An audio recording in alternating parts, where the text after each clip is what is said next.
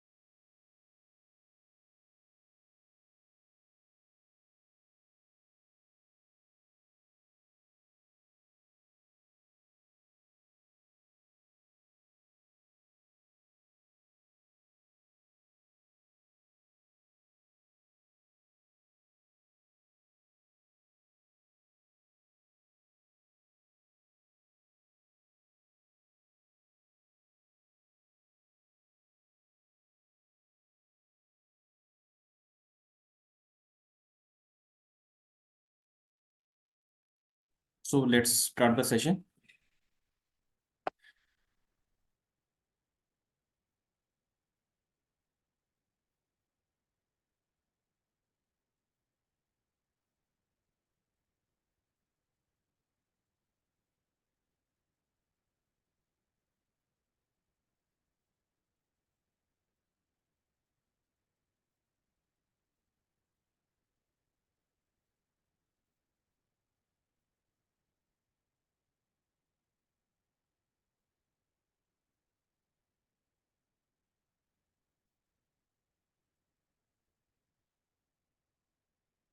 Ji, first of all तो मैं आज की क्लास में थोड़ा सा एसएपी का इंट्रोडक्शन देना चाहूँगा कि जैसे आपने मल्टीपल सॉफ्टवेयर्स के बारे में सुना होगा, मल्टीपल एप्लीकेशंस के बारे में सुना होगा, जो कि ईआरपी एप्लीकेशंस हैं, ईआरपी सॉफ्टवेयर्स हैं। लाइक डिफरेंट जगहों पे आप पाकिस्तान की अगर बात करते हैं तो ओरेकल बहुत ज़्यादा जो है यूज़ हो रहा है। तो उसके बाद एसएपी की जब हम बात करते हैं, it is ERP software. But ये है कि इसका कंपैरिजन अगर हम दूसरे सॉफ्टवेयर्स के साथ करते हैं तो वो मुनासिब नहीं होगा। बिकॉज नो डाउट कि ये ऐसा सॉफ्टवेयर है जो कि कॉस्टली भी है।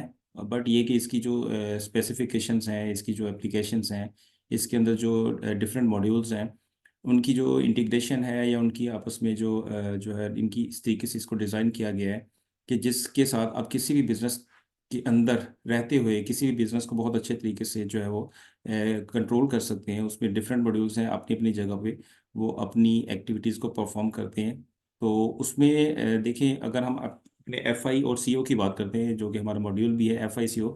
बेसिकली एफआई सीओ पहले तो दोनों इकट्ठे मॉड्यूल थे, इसको फीको के नाम से जो है वो जाना जाता है अभी भी, और पहले भी ऐसा ही था। बट ये है कि with the passage of time, with enhancement in the technology, जो है जिस तरीके से इसमें डेवलपमेंट आई है बाकी चीज़ों की तरह, उसमें इन दोनों को फिर सेपरेट सेपरेट कर दिया गया है। बट ये है कि जब आप एफआई की बात करते हैं, फाइनेंशियल्स की बात करते हैं, at the same time you have knowledge of controlling CO module, जिसको हम एसएपी सीओ मॉड्यूल कहते हैं। ठीक है, तो बेसिकली इन दोनों का पहले तो आपने इसका कॉन्सेप्ट अंडरस्टैंड करना है, डिफरेंस अंडरस्टैंड करना है कि एसएपी एफआई और एसएपी सीओ के अंदर क्या डिफरेंस है। तो बेसिकली दोनों सेपरेट सेपरेट मॉड्यूल्स हैं। जैसे कि एफआई और सीओ से हट के बाकी मॉड्यूल्स भी हमारे इसके अंदर यूज़ होते हैं, लाइक एसडी है, सेल्स एंड डिस्ट्रीब्यूशन है, एमएम का मॉड्यूल है, मटेरियल मैनेजमेंट जिसको हम कहते हैं, पीपी का मॉड्यूल है, प्रोडक्शन प्लानिंग। ऐसी ऑर्गेनाइजेशन जिनके अंदर प्रोडक्शन का जो है वो सेटअप होता है, प्रोडक्शन करते हैं, नॉट ट्रेडिंग करते हैं।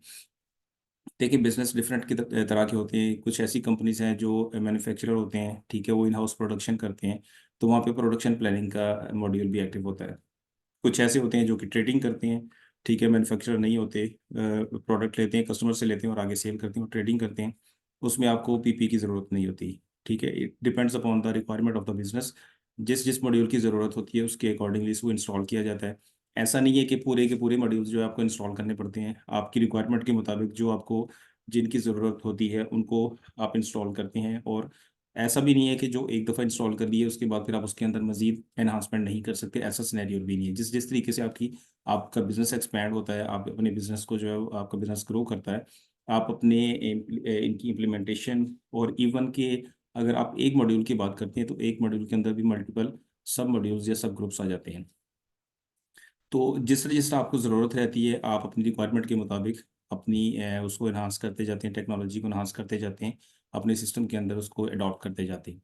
तो अगर हम एफआई की बात करते हैं तो स्टार्ट हम करते हैं अपने एफआई और सीओ से। तो बेसिकली जो एफआई की बात हम करते हैं तो ये फाइनेंशियल अकाउंटिंग है।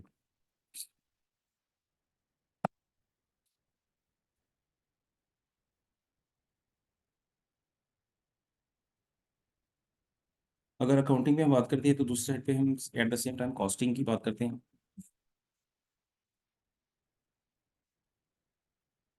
अब अकाउंटिंग के अंदर बेसिकली तो दोनों एक ही मॉड्यूल है। आप ये समझ लें कि अकाउंटिंग के अंदर ही एफआई और सीओ दोनों आते हैं। Accounting is the base and आगे उसके दोनों जो है वो financial accounting and management accounting, इसको आप फाइनेंशियल अकाउंटिंग कहते हैं।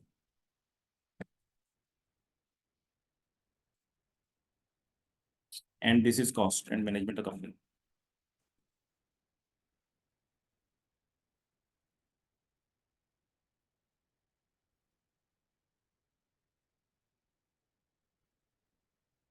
तो बेसिकली फाइनेंशियल अकाउंटिंग के अंदर जब आप फाइनेंशियल अकाउंटिंग की बात करते हो तो इसमें आपकी एक्सटर्नल रिपोर्टिंग आ जाती है, और कॉस्ट मैनेजमेंट अकाउंटिंग के अंदर आपकी इंटरनल रिपोर्टिंग आ जाती है। आपको फाइनेंशियल अकाउंटिंग को हम अगर शॉर्ट डिस्क्रिप्शन में इसको देखना चाहें तो एफआई, और यहाँ पे आ जाता है सीओ। ठीक है, सीओ जो है वो एफ कंट्रोलिंग के मॉड्यूल को रिप्रेजेंट करता है, एफआई जो है वो एफआई फाइनेंशियल अकाउंटिंग यानी कि एफआई के मॉड्यूल को रिप्रेजेंट करता है। दोनों मॉड्यूल्स हैं एसएपी के। ठीक है, टॉप पे अगर आप बात करते हैं तो ये एसएपी है, जो कि दोनों के लिए जो है वो दोनों इसी सॉफ्टवेयर के अंदर यूज होते हैं।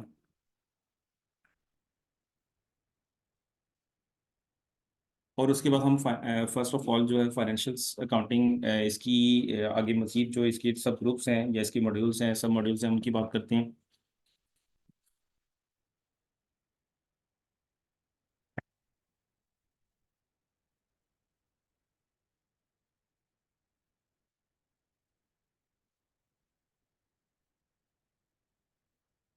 सबसे पहले जनरल लेजर अकाउंटिंग आ जाती है हमारी। ठीक है, जिसके अंदर हमारे फाइनेंशियल्स के जो जितने भी जीएल्स होते हैं वो उनका मास्टर डाटा से लेके ट्रांजैक्शनल डाटा तक सारी की सारी चीज़ें इसमें हमारी इनपुट होती हैं, इनके अंदर पोस्टिंग होती हैं, और उनकी बेसिस के ऊपर फिर हमारा ट्रायल बैलेंस बनता है। और ट्रायल बैलेंस के बाद फिर हमारा आगे जो फाइनेंशियल्स बनते हैं, प्रॉफिट एंड लॉस स्टेटमेंट बनती है, और उसके बाद प्रॉफिट एंड लॉस के बाद हमारी बैलेंस शीट मेंटेन होती है। ठीक है, at the end at every at end of every month, और you can say at the end of every financial period, जो भी आपका है, मंथली बेसिस पे, क्वार्टरली है, सेमी एनुअली है या एनुअली, जिस तरीके से भी आपने अपने फाइनेंशियल्स को मेंटेन करना है, उसके एंड पे आपके सारे के सारे लेजर्स अपडेट होते हैं। बट स्टार्ट उसका होता है जनरल लेजर अकाउंटिंग से। ठीक है, इसके अंदर हम जीएल्स को क्रिएट करते हैं। उसके बाद अकाउंट्स पेबल आ जाता है हमारा इसमें, फिर अकाउंट्स रिसीवेबल आ जाता है,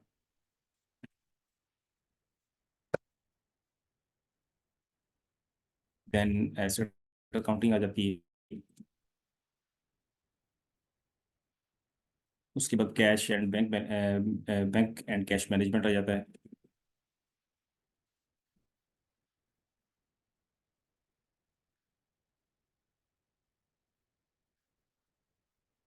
और इसके बाद हमारा टैक्सेशन आ जाता है। मैं पहले थोड़ा सा इनके सब मॉड्यूल्स आपको यहाँ पे ब्रीफ कर दूँ, उसके बाद फिर मैं वन बाई वन चीज़ों को एक्सप्लेन करता हूँ। इसमें हमारा फर्स्ट ही आ जाता है cost element.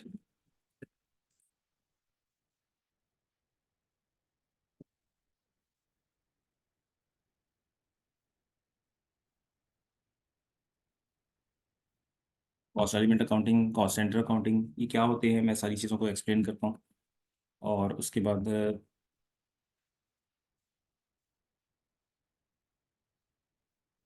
Profit centre accounting आ जाती है, इंटरनल ऑर्डर अकाउंटिंग आ जाती है।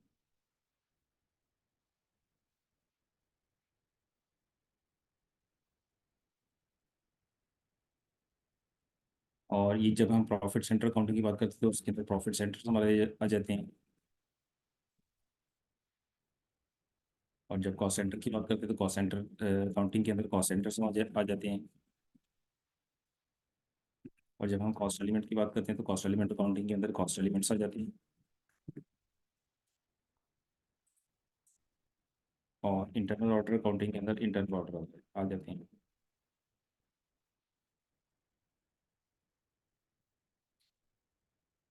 वो बेसिकली हमारा जो अकाउंटिंग प्रोसेस अकाउंटिंग साइकिल होता है, अकाउंटिंग साइकिल के अंदर सबसे पहले क्या होता है, हमारा हम जनरल एंट्री जो है वो उसकी क्रिएशन होती है। जनरल एंट्री, जैसे कि आप लोगों की फील्ड भी आप लोग इस चीज़ को अंडरस्टैंड करते हैं। जनरल एंट्री के अंदर क्या होता है कि एक आपका जीएल, एक आपका अकाउंट डेबिट होता है, दूसरा उसके अगेंस्ट अगेंस्ट क्रेडिट होता है, ठीक है। अब ये सारी चीज़ें हम एसएपी के अंदर इस तरीके से इनकॉर्पोरेट करते हैं, जैसे कि बाकी सॉफ्टवेयर पे भी होता है कि जब आपका एक जीएल डेबिट होता है, एक अकाउंट डेबिट होता है, उसके गेट दूसरा अकाउंट क्रेडिट होता है। बट दोनों के डेबिट क्रेडिट होने के लिए शर्त है कि वो दोनों की एग्जिस्टेंस सिस्टम के अंदर मौजूद होनी चाहिए, दोनों का मास्टर डाटा सिस्टम के अंदर मौजूद होना चाहिए। अब मास्टर डाटा क्या है, ठीक है, और उसके बाद फिर ट्रांजैक्शनल डाटा क्या है।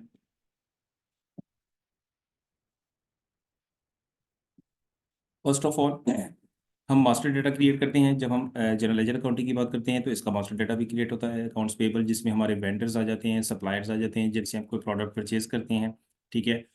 उनके भी हम सिस्टम के अंदर कोड्स मेंटेन करते हैं, उनके अंदर अकाउंट उनकी क्रिएट करते हैं, ठीक है। और उन अकाउंट की क्रिएट होने के बाद उनका एक सिस्टम के अंदर एग्जिस्टेंस हो जाती है, जिसको हम कहते हैं मास्टर डाटा क्रिएशन, ठीक है।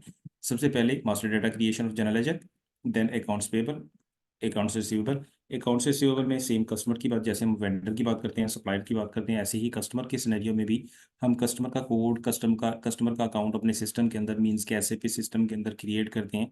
और देन उसके साथ फिर उसकी इनवॉइस की पोस्टिंग, मीन्स के अगर हमने अपने कस्टमर को प्रोडक्ट सेल कर रहे हैं, ठीक है, तो हम कस्टमर की सेल करने के बाद हम उसकी इनवॉइस बुक करते हैं सिस्टम के अंदर, सेल इनवॉइस जिसको कहते हैं, ठीक है। और उसके बाद फिर कस्टमर की पेमेंट हमें आती है, कस्टमर रिसीट जिसको हम बोलते हैं। तो ये प्रोसेस सारा सब तब होता है जब उस सिस्टम के अंदर कोई ना कोई सिस्टम अकाउंट, इसका कस्टमर का या वेंडर का कोई कोड मेंटेन हुआ हो, मींस कि कोई उसका मास्टर डाटा एग्जिस्ट कर रहा हो, ठीक है। फिर उसके बाद एसेट अकाउंटिंग की बात करते हैं। एसेट अकाउंटिंग में हमारे फिक्स्ड एसेट्स आ जाते हैं, लाइक हमारे कंपनी के, हमारा जो ऑर्गेनाइजेशन है उसके कुछ ऐसे एसेट्स हैं जो कि अदर देन करंट एसेट्स हैं। करंट एसेट्स में तो आपके अकाउंट्स रिसीवेबल आ जाते हैं, कैश आ जाते हैं, बैंक बैलेंसेस आ जाते हैं, ठीक है, ये आपकी करंट एसेट्स है। बट आपके जो फिक्स्ड एसेट्स होते हैं उसके लिए एसएपी एफआई के अंदर एक सेपरेट मॉड्यूल जो है कॉन्फ़िगर किया गया है। उसके अंदर आपकी एसेट क्लासेस बनती हैं। एसेट क्लासेस लाइक अगर हम ऑफिस फर्नीचर या ऑफिस इक्विपमेंट की बात करते हैं तो उसका हमारा एक सेपरेट एसेट क्लास बनेगी। देन अगर हमारे कंपनी में, हमारी ऑर्गेनाइजेशन में कोई मशीनरी लगी हुई है, तो मशीनरी, अगर प्लांट एंड मशीनरी है, उसकी सेपरेट एसेट क्लास होगी। सिमिलरली अगर आपकी लैंड या बिल्डिंग है, सेपरेट एसेट क्लासेस होगी। हमारी कंपनी के अंदर जितने भी एसेट्स होंगे उन, और जिस जिस कैटेगरी से बिलोंग करते होंगे, उतनी ही एसेट क्लासेस हमारी सिस्टम के अंदर क्रिएट होंगी। और उन एसेट क्लासेस की ईच एसेट क्लास को एक यूनिक नंबर रेंज असाइन कर दी जाएगी। फिर हर एसेट क्लास के अंदर आपके एसेट्स क्रिएट होंगे, उनको नंबर असाइन कर दिए जाएंगे, वो भी बेसिकली आपका मास्टर डाटा ही होगा, एसेट का मास्टर डाटा ही कहलाएगा, ठीक है। फॉर एग्जांपल अगर मैं बात करता हूँ ऑफिस इक्विपमेंट की या आईटी इक्विपमेंट की, कि हमारे ऑफिस के अंदर, या फर्नीचर की एग्जांपल ले लेते हैं कि ऑफिस फर्नीचर का हमारा एक एसेट क्लास है, और हमने ऑफिस में अपने एक कबर्ड जो है वो परचेज की है, या ऑफिस फर्नीचर हमने रेनोवेशन के दौरान हमने अपना ऑफिस फर्नीचर बनाया, तो उसका हमने एक टेबल है, चेयर है, कुछ भी है, हमने उसका एक एसेट सिस्टम के अंदर क्रिएट कर दिया और उसका कोड असाइन हो गया, लाइक 10001, ठीक है, ये उसका कोड असाइन हो गया। अब ये जो कोड है ये उसका मास्टर डाटा है, ठीक है। मीन्स कि उसका मास्टर डाटा का उसको एक कोड असाइन हो गया, और कोड असाइन होने के बाद उसके अंदर ट्रांजैक्शन पोस्ट होगी, उसकी वैल्यू पोस्ट होगी कि इस टेबल की, इस चेयर की या इस एसेट की कितनी वैल्यू है, फॉर एग्जाम्पल 50,000, ठीक है, सॉरी, ठीक है, 50,000 उस एसेट की वैल्यू है, तो वो एसेट की वैल्यू तभी पोस्ट होगी जब उसका कोड सिस्टम के अंदर एग्जिस्ट कर रहा होगा। सेम सिनेरियो हमारा अकाउंट्स रिसीवेबल में है, सेम सिनेरियो हमारा अकाउंट्स पेबल में है, कि पहले उसका कोड क्रिएट होगा, लाइक मैं इसको अगर 2 से स्टार्ट करता हूँ, 2001, ये 3 से स्टार्ट करता हूँ, और हर कस्टमर, वेंडर, जीएल जो भी आपका है, उसका जो यूनिक नंबर रेंज हम असाइन करेंगे वो आपस में मिक्सअप नहीं होंगे। इवन कि उनके जो उनके जो कोड्स की लेंथ है, उनके करेक्टर्स की लेंथ है, वो भी डिफरेंट होगी, और उनके कोड्स जो स्टार्ट हो रहे हैं उनके जो नंबरिंग होगी वो भी डिफरेंट होगी, ताकि चीज़ें मिक्सअप ना हो, ठीक। और ये ट्रांजैक्शन जब आपका मास्टर डाटा क्रिएट हो जाता है, उसके बाद फिर उसके अंदर ट्रांजैक्शनल डाटा पोस्ट होता है, और फिर आपके लेजर्स मेंटेन होते हैं, चाहे वो अकाउंट्स पेबल के हों, जनरल लेजर के हों, वेंडर के हों, कस्टमर के हों, या एसेट्स के हों। इसके बाद हम आते हैं cash, bank and cash management में। लाइक आपने देखा होगा कि कुछ बिजनेसेस ऐसे होते हैं जिनमें हमारे बैंक्स तो इन्वॉल्व होते हैं, ठीक है, हमारी चेक्स की थ्रू पेमेंट हो रही है या चेक के थ्रू पेमेंट आ रही है, कोई ना कोई इंस्ट्रूमेंट यूज़ हो रहा है, पे ऑर्डर यूज़ हो रहा है, डिमांड ड्राफ्ट यूज़ हो रहा है। बट कुछ ऐसे आपकी हमारी ट्रांजेक्शन्स होती हैं जो कि कैश, प्योरली कैश बेस होती हैं, जिसमें हम कैश में ही पे कर रहे होते हैं और कैश में ही रिसीव कर रहे होते हैं।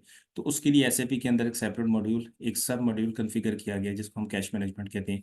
बैंक के अंदर जो टोटली बैंक की ट्रांजेक्शन्स होती हैं, बैंक की ट्रांजेक्शन से क्या मुराद है कि आपकी जो हम वेंडर को पेमेंट्स कर रहे हैं, ठीक है, वो भी हमारी ट्रांजेक्शन मेंटेन हो रही हैं, और इनकमिंग की जो पेमेंट्स हैं कस्टमर की तरफ से आ रही वो भी मेंटेन हो रही। बट एस जो हमारी जो बैंक के अंदर अकाउंट है, उसमें तो हमारा अकाउंट नंबर, फॉर एग्जांपल हमारा एक अकाउंट है बैंक अल्फा में, और उसका अकाउंट नंबर हमारा फॉर एग्जांपल है 101, ऐसे ये अकाउंट नंबर है 10125320033, राइट। अब ये सिस्टम, ये बैंक के अंदर हमारा एक अकाउंट है, इसी के अंदर हमारी इनकमिंग की पेमेंट्स आ रही हैं, इसी से हम आउटगोइंग की पेमेंट्स कर रहे हैं, इसी के अंदर से हमारी चार्जेस डिडक्शन हो रही है, इसी के अंदर हमारी सारी रेवेन्यू की जो है सेल की अमाउंट भी आ रही है, ठीक है। अब हमारे एसएपी के अंदर हम इसको इस तरीके से कंसिडर नहीं करते। एसएपी के अंदर हम अपने 3 जीएल्स क्रिएट करते हैं, 3 जनरल लेजर अकाउंट क्रिएट करते हैं, एक आउटगोइंग के लिए, एक इनकमिंग के लिए।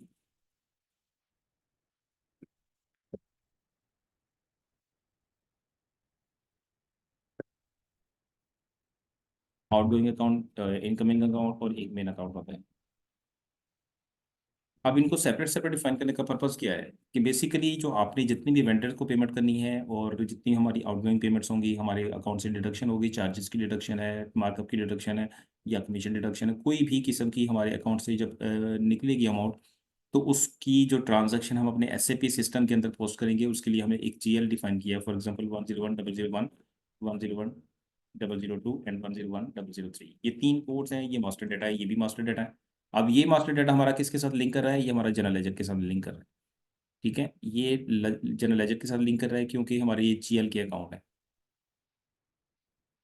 और जब ये हमारे 3 जीएल क्रिएट हो जाएंगे, तो आउटगोइंग की जो ट्रांजैक्शन होगी, जो वेंडर को करेंगे पेमेंट, या किसी भी सेंस में हमारी डिडक्शन होगी हमारे अकाउंट से, वो इसके अंदर सारी की सारी पोस्ट होंगी। सिमिलरली जब हमारी इनकमिंग की पेमेंट्स हैं, जो हमारे कस्टमर की तरफ से हमें आ रही हैं, या किसी भी सेंस में हमारे अकाउंट में डिपॉजिट हुई है, वो हम आउटगोइंग इनकमिंग के जीएल में पोस्ट करेंगे एसएपी के अंदर, ठीक है। और जब हमारी एक बैंक रिकन्सिलेशन, हम कहते हैं बीआरएस एग्जीक्यूट करना, बीआरएस मींस कि जब सिस्टम के अंदर हमारी ट्रांजैक्शन हम पोस्ट कर चुके होते हैं और बैंक स्टेटमेंट के अंदर भी हमारी सारी ट्रांजैक्शन रिफ्लेक्ट हो रही होती हैं, तो वो जब स्टेटमेंट मंथ एंड पे या मंथ एंड पे, या आफ्टर 15 डेज और वीकली हमारे पास आती है, या आफ्टर 10 डेज आती है, डिफरेंट सिनेरियोज होती हैं डिफरेंट कंपनीज के अंदर। कुछ वीकली एग्जीक्यूट करते हैं, कुछ फोर्टनाइटली करते हैं, और कुछ मंथली करते हैं। तो जिस बेस पे भी आपकी, जिस पीरियड के अकॉर्डिंगली भी आपकी स्टेटमेंट आपके पास आती है, आप अपनी बैंक्स की ट्रांजैक्शन को, मीन्स के बैंक की जो स्टेटमेंट की ट्रांजैक्शन होती है उनको, और एसएपी सिस्टम की ट्रांजैक्शन को मैच करते हैं, रिकनसाइल करते हैं।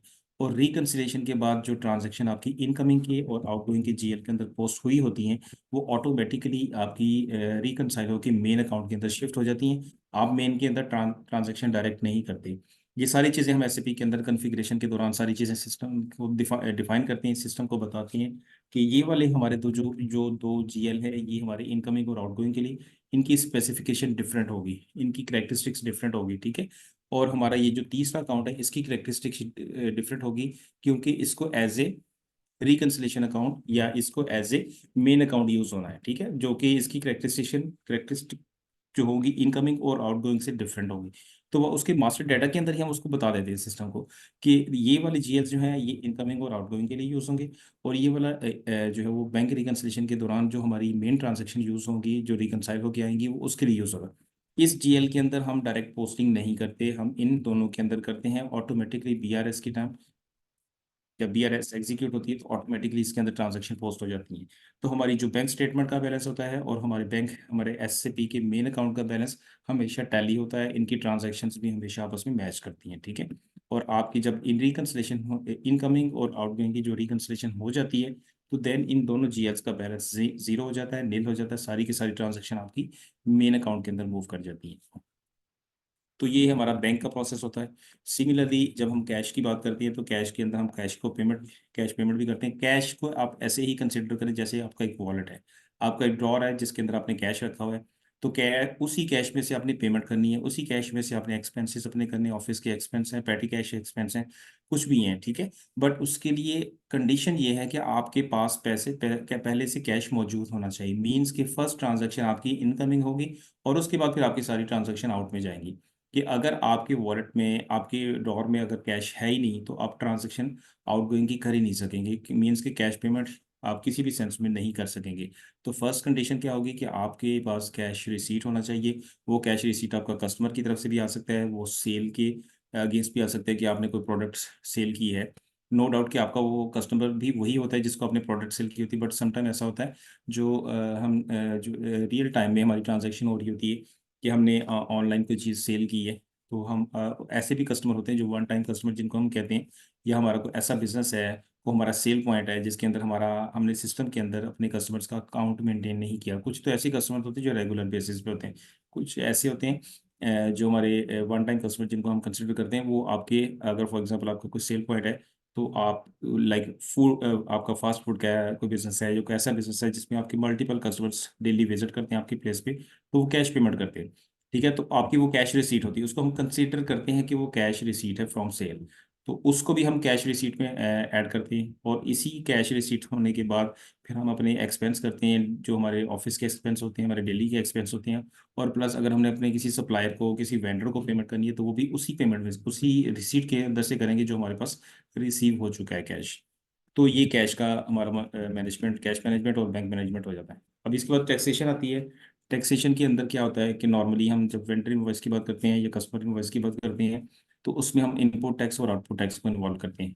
इनपुट टैक्स में हमारा परचेज की टाइम, यानी कि हमारे वेंडर या सप्लायर की इनवॉइस के टाइम हम जो टैक्स डिडक्ट करते हैं, वो इनपुट टैक्स होता है। और वो उसके बाद जो हमारा कस्टमर के सिनेरियो में जो टैक्स हम डिडक्शन करते हैं, कैलकुलेशन करते हैं अपने सिस्टम के अंदर, वो आउटपुट टैक्स होता है at the time of sale invoice. तो वो उसका प्रोसेस ऐसा होता है कि हम टैक्स कोड्स डिफाइन कर लेते हैं। टैक्स कोड जो है अपनी कंपनी कोड, मीन कि आप कंपनी कोड क्या होता है वो मैं अभी आपको एक्सप्लेन करता हूँ, कि हम अपने सिस्टम के अंदर, अपनी कंपनी के अंदर टैक्स कोड क्रिएट कर लेते हैं। और हर tax code, for example A1, A2, A3 and so on, ठीक है।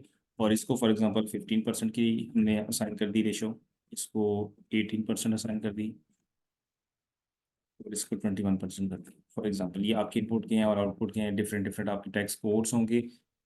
ठीक है, जब आपकी एक्चुअल अमाउंट होगी इनवॉइस की, उसके ऊपर जब ये टैक्स कोड अप्लाई होगा, तो on the basis of this tax, this percentage, आपका सिस्टम जो होगा वो ऑटोमेटिकली आपकी एक्चुअल अमाउंट के ऊपर इतनी परसेंट टैक्स की अमाउंट जो है कैलकुलेट करके सिस्टम के अंदर एक सेपरेट लाइन आइटम के तौर पर शो कर देगा कि इतनी अमाउंट इस इनवॉइस के ऊपर टैक्स की है, इनपुट की या आउटपुट की। ठीक है, तो ये सारी की सारी चीज़ें हम कन्फिगर करते हैं। और इस जो प्लेटफॉर्म के अंदर या इस प्लेटफॉर्म के ऊपर आपको जो ट्रेनिंग करवाई जाएगी, जो आपको चीज़ें सिखाई जाएंगी, सिर्फ एंड यूज़र की नहीं होगी। मीन्स ऐसा नहीं है कि आप किसी भी कंपनी में जाके एसएपी के अंदर अगर आपको एज ए एंड यूज़र काम करने का मौका मिलता है, तो आप सिर्फ वही कर सकेंगे। बट यहाँ पे एक एडिशनल फंक्शनैलिटी या एडिशनल आपको एक जो है वो चीज़ सिखाई जाएगी, वो होगी बैक एंड की कन्फिग्रेशन, जो कि बहुत ही रेयर केसेस के अंदर, बहुत ही रेयर प्लेटफॉर्म के आपको सिखाई जाती है। बहुत कम इंस्टीट्यूट के अंदर ये अवेलेबिलिटी होती है कि बैक एंड से कन्फिग्रेशन भी सिखाई जाती है। उसका बेनिफिट क्या होता है? उसका बेनिफिट ये होता है कि आपको पूरे सिस्टम का पता चल जाता है कि zero to and A to Z, हर चीज़ का आपको पता चल जाता है कि आपकी कॉन्फ़िगरेशन कैसी हुई। और कॉन्फ़िगरेशन हमेशा बैकएंड से होती है, मींस कि आपकी जो कंसल्टेंट होते हैं, आपके एसएपी जब इम्प्लीमेंट होता है किसी भी कंपनी के अंदर, तो उसको इम्प्लीमेंट करने वाले, उसको कॉन्फ़िगर करने वाले कंसल्टेंट्स होते हैं, जो कि किसी भी फर्म के अंदर, फर्म्स के साथ जब एग्रीमेंट होता है कंपनी का, जिन्होंने, जिस फर्म ने इम्प्लीमेंट करना था, वो अपने कंसल्टेंट्स भेज दें, वो आके फिर पूरी कंसल्टेंसी अपनी को यूज़ करते हुए वहाँ पे कॉन्फ़िगरेशन करते हैं। और ये सारी की सारी बैकएंड की एक्टिविटीज़ होती हैं। इसके बाद जो कंपनी के एम्प्लॉयज़ होते हैं, जो बाद में जिन्होंने काम करना होता है उस ऑफिस के अंदर, उस सिस्टम के ऊपर, वो फिर बाद में अपने इसमें एज एंड यूज़र काम करते हैं, और एंड यूज़र की ट्रेनिंग उनके लिए काफ़ी होती है। बट यहाँ पे आपको एंड यूज़र की ट्रेनिंग भी सिखाई जाएगी, और आपको बैकएंड की, यानी कंसल्टेंट लेवल की ट्रेनिंग भी सिखाई जाएगी, कि कभी भी आपको किसी कंसल्टेंसी फर्म के अंदर या किसी ऐसी फर्म के अंदर या ऐसी जगह पे अगर काम करने का मौका मिलता है कि जिसमें कंसल्टेंसी की भी इन्वॉल्वमेंट है, तो आप वहाँ पे भी अपने अपनी प्लेस बना सकते हैं, अपने आप को जो है वहाँ पे एडजस्ट कर सकते हैं। तो इसलिए एक आप यहाँ पे इस ट्रेनिंग के अंदर एक एडिशनल पॉइंट होगा। और दूसरी बात ये है कि जिस तरीके से टेक्नोलॉजी इन्हांस हो रही है, एसएपी इस टाइम वो सॉफ्टवेयर है जो कि पाकिस्तान के अंदर ही नहीं, बल्कि पाकिस्तान से भी बाहर बहुत ज़्यादा इंट्रोड्यूस हो चुका है अभी। मैंने इसका स्टार्ट, एसएपी का स्टार्ट किया था ऑलमोस्ट 14-15 ईयर्स अगो। बट उस टाइम एसएपी की इतनी हॉ नो पाकिस्तान में नहीं थी।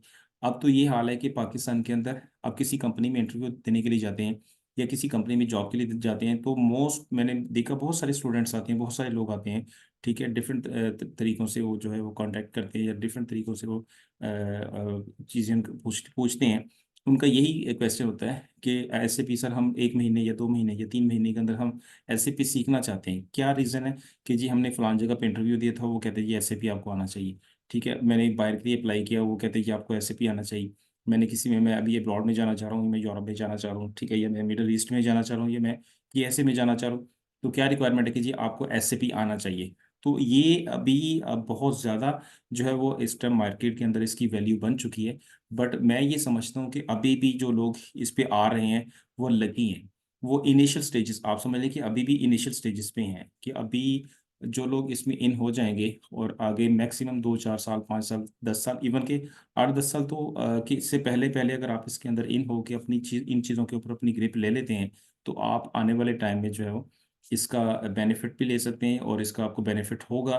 क्योंकि मैंने आज से 15 साल या 14 साल पहले अगर इसको सीखा है, और मैं ऐसा ऐसा मैंने चीज़ों को सीख सीख के मैंने ऑलमोस्ट 5 6 लाइफ साइकिल्स का प्रोजेक्ट कंप्लीट किए। प्रोजेक्ट कंप्लीट करने से बाद कि मैंने 5 6 कंपनीज, डिफरेंट कंपनीज जहाँ पे एसएपी इंप्लीमेंट किया है, वहाँ पे एफआईसीओ की इम्प्लीमेंटेशन की है, कॉन्फ़िगरेशन की है। उसको करने से फ़ायदा क्या हुआ है कि वो चीज़ों का पता चल गया है कि different different organisations like chemical system, chemical company में, केमिकल ऑर्गेनाइजेशन सेक्टर के अंदर, ये बेवरेज ऑर्गेनाइजेशन के अंदर, बेवरेज सेक्टर के अंदर किस किस लेवल की कॉन्फ़िगरेशन किस किस लेवल पे रिक्वायर्ड होती है। इसी तरीके से अगर आप ट्रेडिंग की बात करते हो, मैन्युफैक्चरर नहीं हो तो ट्रेडिंग के अंदर किस किस लेवल की हमें कॉन्फ़िगरेशन की ज़रूरत होती है। तो इसलिए आप, जब आपकी कॉन्फ़िगरेशन और आपकी एंड यूज़र ट्रेनिंग कंप्लीट हो जाएगी, और उसके बाद फिर आपकी अपनी अंडरस्टैंडिंग है, अपनी अपनी प्रैक्टिस है, आप जितनी कर लेंगे उतनी जल्दी आप चीज़ों को ग्रैब करके मार्केट के अंदर अपनी एक वैल्यू बना सकते हैं, अपना एक नाम बना सकते हैं। तो ये थोड़ा सा एसएपी के बारे में मैं इसलिए बार बार बताता हूँ कि जैसे कि आपने देखा है कि जिस तरीके से टेक्नोलॉजी इंक्रीज हो रही है, हमारे नेबर कंट्रीज ऐसे हैं जिनको मैं यहाँ पे जो है वो उनके बारे में मैं डिस्कस करना मुनासिब नहीं समझूंगा। बट ये कि वो इस टाइम इस चीज़ को यूज़ करते हुए कहाँ से कहाँ पहुँच गए हैं। और अभी भी अगर हम इन चीज़ों को रियलाइज़ नहीं करेंगे, अभी भी हम इन चीज़ों के बारे में नहीं सोचेंगे, तो फिर आने वाले टाइम में तो बहुत देर हो जाएगी। तो इसलिए जो चीज़ आपको इस प्लेटफॉर्म के ऊपर सिखाई जा रही है या आपको बताया जा रहा है, वो एक ऐसा सॉफ्टवेयर है, एक ऐसी चीज़ है जिसको आने वाले टाइम में आपको बेनिफिट ही होगा, उसका लॉस नहीं होने लगा। ठीक है, और दूसरा ये बात है कि आप अपनी जो भी आपकी फील्ड है, जो भी आप स्टूडेंट्स हैं या आप जॉब होल्डर हैं, जो कुछ भी कर रहे हैं, उसके साथ रहते हुए आप इसको एक अपनी एडिशनल करेक्टरिस्टिक, एक एडिशनल आप अपनी एक जो आप समझ लें कि क्वालिटी के तौर पे इसको लेके चले।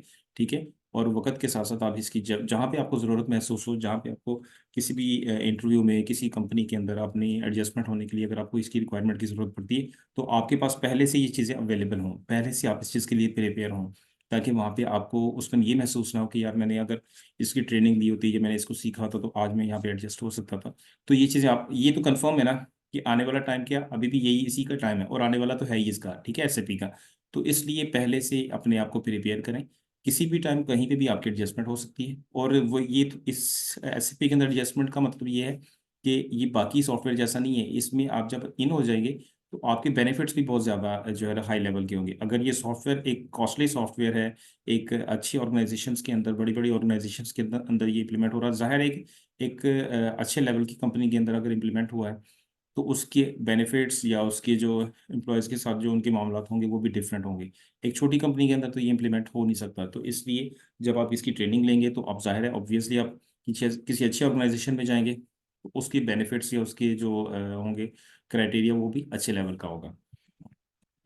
तो ये बेसिक मैं आपको बता रहा था कि हमारे एफआई के अंदर जो हम जिन मॉड्यूल्स की बात करते हैं उसमें हमारे ये मॉड्यूल्स आ जाते हैं। ठीक है, और transaction master data, transaction data की बात को मैं दोबारा एक्सप्लेन कर देता हूँ कि जब हम किसी भी सिस्टम के अंदर सबसे पहले मास्टर डाटा क्रिएट करते हैं, जनरल लेजर का भी मास्टर डाटा होता है, अकाउंट्स पेबल का भी, यानी कि आप जीएल का कोड क्रिएट करते हैं, वेंडर का कोड क्रिएट करते हैं, यहाँ पे आप कस्टमर का कोड क्रिएट करते हैं, एसेट का मास्टर डाटा है, एसेट का कोड क्रिएट करते हैं। कोड का मतलब एक नंबर क्रिएट होता है उसका। ठीक है, और बैंक का आपका अकाउंट क्रिएट होता है, उसके 3 जीएल आप एसएपी के अंदर क्रिएट करते हैं सिस्टम के अंदर।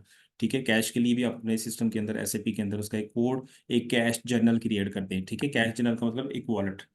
इसी तरीके से टैक्सेशन की अगर बात करते हैं तो उसके अंदर भी आप टैक्स कोड, ये टैक्स कोड के मास्टर डाटाज हैं, ठीक है। टैक्स कोड का मास्टर डाटा का मतलब है कि आपने इनपुट टैक्स 15%, ठीक है, और अगर आप आउटपुट टैक्स की बात करते हैं, आउटपुट टैक्स या सेल टैक्स और 18%, ठीक है।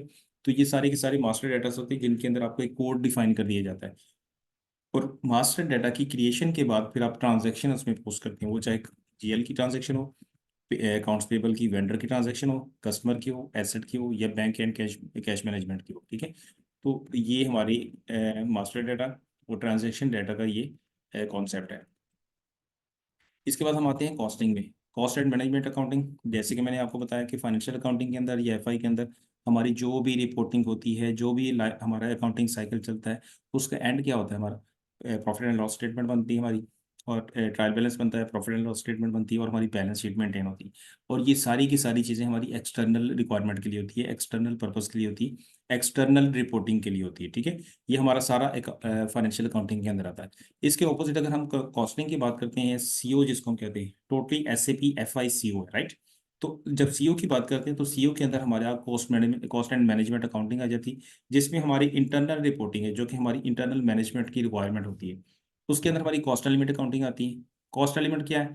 ये एफआई का GL is equal to cost element of CO, के जैसे हम एफआई के अंदर बात करते हैं जीएल, ठीक है। तो सीओ के अंदर हम कहते हैं उसको कॉस्ट एलिमेंट।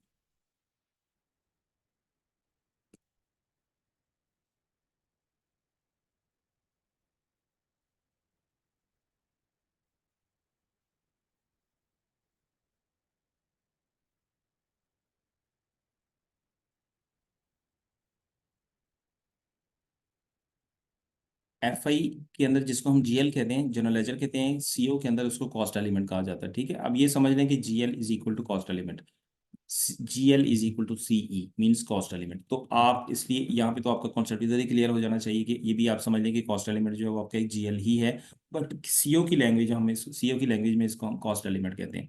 तो इसके अंदर भी बट एक चीज़ वेरी इंपॉर्टेंट, कि आप कॉस्ट एलिमेंट के अंदर डायरेक्ट पोस्टिंग नहीं करते, बट यहाँ पे जीएल के अंदर हम डायरेक्ट पोस्टिंग करते हैं। एक जीएल डेबिट होता है, एक हमारा क्रेडिट होता है, लेकिन कॉस्ट एलिमेंट के अंदर आप डायरेक्ट पोस्टिंग नहीं करते। This is the difference, this is the integration between FI and CO. हमारी एफआई और सीओ को इसीलिए तो फीको का मॉड्यूल पूरा कंप्लीट कहा जाता है, एफआई सीओ, ठीक है। कि एफआई के अंदर ट्रांजैक्शन करते हैं, बट रियल टाइम में आपकी सीओ के अंदर ट्रांजैक्शन हो रही होती है। इसको हम कहते हैं integration of FI with CO module. कि जब हम जीएल के अंदर पोस्ट करते हैं, अब जैसे फॉर एग्जांपल मैंने आपको बताया, हमारा कोई भी जीएल 101,006, ठीक है, और वही जीएल हमारा सीओ के अंदर कॉस्ट एलिमेंट कहलाएगा with the same code, with the same description. अगर फॉर एग्जांपल मैं इसको कहता हूँ ये हमारा रेंट एक्सपेंस है, रेंट एक्सपेंस का जीएल है, ठीक है, और एफआई के अंदर इसको रेंट एक्सपेंस बोल रहे हैं, तो सीओ के अंदर भी इसको रेंट एक्सपेंस ही बोलेंगे, और इसको हम कॉस्ट एलिमेंट कहेंगे। एफआई के अंदर जिसको हम जीएल कह रहे थे, सीओ के अंदर हम उसको कॉस्ट एलिमेंट कहेंगे। उसका डिस्क्रिप्शन भी सेम होगा, कोड भी सेम होगा, ठीक है। और इसके अंदर हम पोस्टिंग सीओ के अंदर नहीं कर रहे होंगे, एफआई के अंदर कर रहे होंगे, बट रियल टाइम में आपकी सीओ के अंदर भी हो रही होगी, ठीक है। But by using this cost centre, अब कॉस्ट सेंटर क्या है?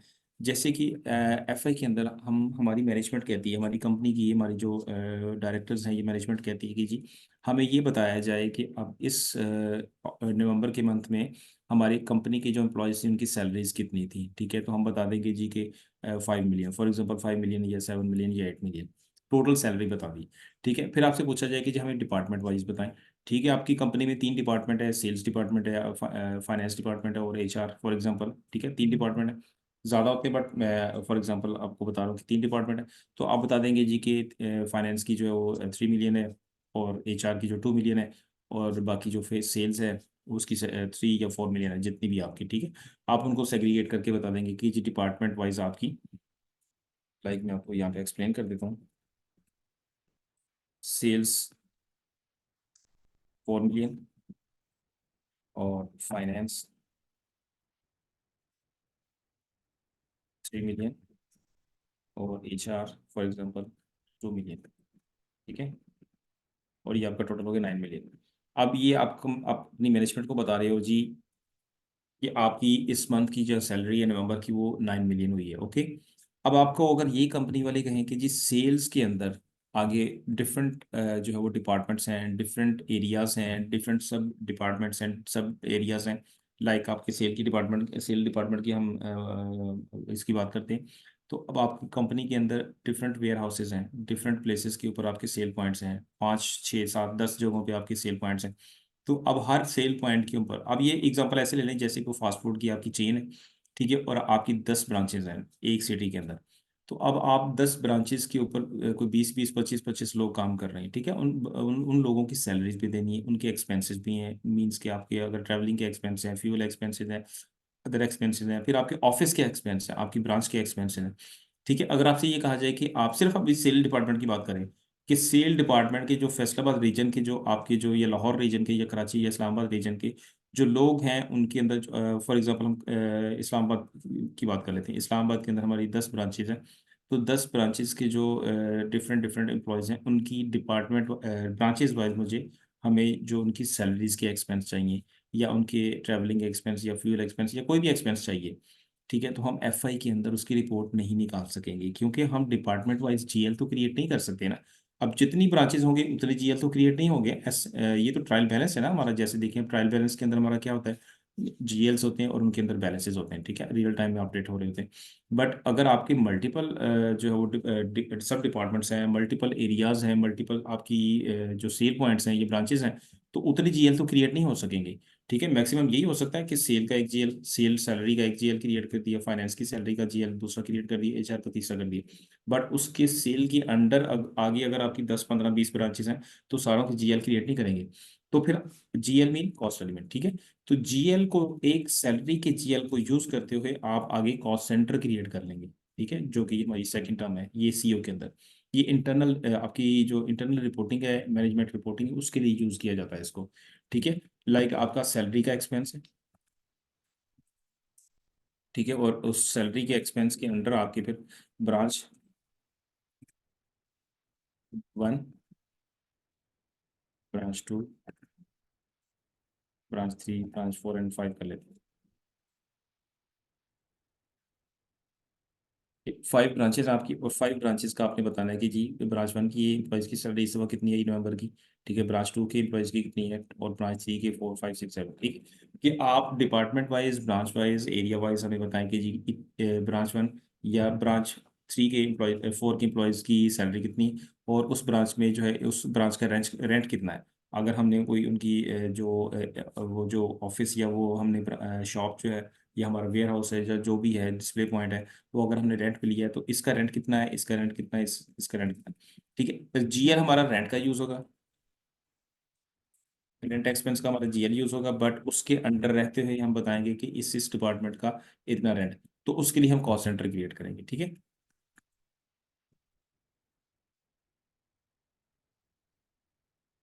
तो कॉस्ट सेंटर के अंदर हम क्या करेंगे, सैलरी का एक्सपेंस, सैलरी का जीएल यूज करेंगे, और cost centre for example CCTR 1, CCTR 2, CCTR 3 4 and 5, ठीक है, 5 हमारे कॉस्ट सेंटर बन गए। और हमने सैलरी का जीएल यूज किया, और ये बाकी eight the time of posting, eight the time of document posting या सैलरी पोस्टिंग, हम कॉस्ट सेंटर रेलेवेंट जो ब्रांच होगा उसका कॉस्ट सेंटर यूज कर लेंगे। फिर क्या होगा, कॉस्ट सीओ के अंदर कॉस्ट सेंटर की रिपोर्ट को रन करते हुए हम जो पर्टिकुलर ब्रांच होगी उसका हम सैलरी का एक्सपेंस भी निकाल सकेंगे, उसका रेंट का एक्सपेंस भी निकाल सकेंगे, कोई भी हम एक्सपेंस अगर निकालना चाहें तो हम उसका एक्सपेंस निकाल सकेंगे, ठीक है। तो ये चीज़ होती है हमारी, ये हमें मिलती है चीज़ें सीओ के अंदर। ये हमारा सेकेंड टर्म हो जाती है कॉस्ट सेंटर अकाउंटिंग, जिसके अंदर हमारे कॉस्ट सेंटर्स को यूज़ करते हुए हम अपनी ब्रांचेस की, अपनी सेपरेट सेपरेट एरियाज़ की कॉस्टिंग को देख सकते हैं, व्यू कर सकते हैं। और मेन पर्पस क्या होता है कि हम ये देखने, या हमारी मैनेजमेंट ये देखना चाहती है कि हमारी किस डिपार्टमेंट या किस शॉप की या किस एरिया की कॉस्ट ज़्यादा आ रही है, और हमारा रेवेन्यू कम हो रहा है, तो हम उस कॉस्ट को कंट्रोल कर सकें। तो बेसिकली कॉस्टिंग का और इस पर्पस, इस चीज़ को देखने का पर्पस ही ये होता है कि आप अपनी कॉस्ट को किस तरीके से कट करना है। उसके बाद प्रॉफिट सेंटर अकाउंटिंग आ जाती है कि आपके डिफरेंट प्लांट्स हैं। वैसे normally most of the cases यहाँ पे जो प्रोडक्शन जहाँ पे हो रही होती है, इन हाउस प्रोडक्शन या मैन्युफैक्चरर जो होते हैं, वहाँ पे प्रॉफिट प्रॉफिट सेंटर अकाउंटिंग को एक्टिवेट किया जाता है नॉर्मली। और अगर आप इसके अलावा ट्रेडिंग के अंदर भी अगर बात करना चाहें, अगर आपके डिफरेंट ब्रांचेस हैं, सेल पॉइंट्स हैं, तो आप अपने उन सेल पॉइंट्स को भी प्रॉफिट सेंटर कंसिडर कर सकते हो और उन पॉइंट्स के ऊपर देख सकते हो कि हमारा कितना प्रॉफिट जनरेट हो रहा है। इनका भी मास्टर डाटा क्रिएट होता है, जैसे कि कॉस्ट सेंटर का मैंने बताया आपको या कॉस्ट एलिमेंट का बताया। तो जैसे इन चीज़ों के मास्टर डाटा क्रिएट होंगे, वैसे ही हमारे कॉस्ट सेंटर के, कॉस्ट एलिमेंट के और प्रॉफिट सेंटर के भी मास्टर डाटा क्रिएट होंगे। देन उनके बाद उसके अंदर ट्रांजैक्शन पोस्ट होगी। ठीक है, तो इसकी बेसिस पे हम अपने प्रॉफिट सेंटर को यूज़ करते हैं, प्रॉफिट्स को जो है वो कैटर कर सकते हैं। सिमिलरली इसकी भी कॉस्ट सेंटर एक हायरार्की होती है। मीन की आपकी टॉप नोड होती है, उसके अंदर फिर आपके कॉस्ट सेंटर्स जो है रिफ्लेक्ट होते हैं, उनकी ट्रांजैक्शन उसमें आती हैं। इसी तरीके से प्रॉफिट सेंटर की भी, प्रॉफिट सेंटर की टॉप नोड होती है, उसके अंडर फिर आपकी पूरी एक हायरार्की मेंटेन होती है। आप डिपार्टमेंट वाइज, एरिया वाइज आपके प्रॉफिट सेंटर क्रिएट होते हैं। ठीक है, ग्रुप प्रॉफिट सेंटर ग्रुप्स बनते हैं, फिर उनके नीचे प्रॉफिट सेंटर्स आते हैं। सिमिलरली कॉस्ट सेंटर की जो टॉप नोड होती है, उसके अंडर कॉस्ट सेंटर ग्रुप्स बनते हैं।